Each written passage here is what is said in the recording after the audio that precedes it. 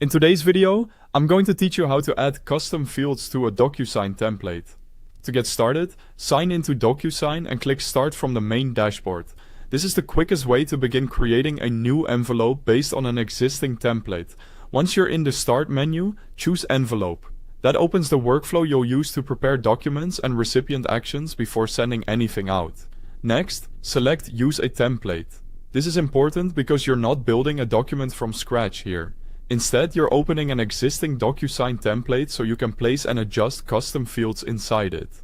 After that, choose the specific template where you want to add the custom field. Make sure you select the correct one, especially if you have multiple templates that look similar or are used for different teams or processes. Once the template is loaded, add the recipients who will be completing or signing the document. This step matters because custom fields usually need to be connected to a specific person. If the right recipients are not added first, you may have to go back and fix assignments later.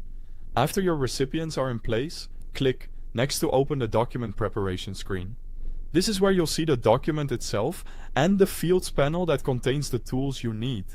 In that panel, select Custom Fields. This area gives you access to the field types available for added information that goes beyond the standard signing elements. Now choose the custom field you want to add and place it in the appropriate location on the document. Try to position it close to the section where that information makes the most sense, so it feels natural and easy for the recipient to complete. Once the field is on the document, select it and configure its settings based on the type of information you want the recipient to enter. Depending on the field, this can include details like the label, formatting, required status, or other options that control how the field behaves.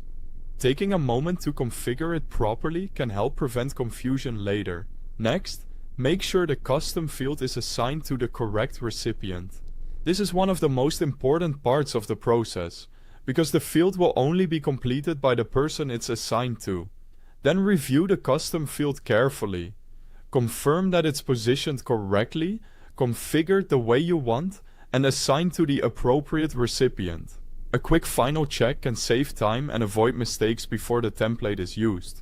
When everything looks good, save the template with the custom field added. That locks in your changes, so the template is ready for future use. Thanks for watching.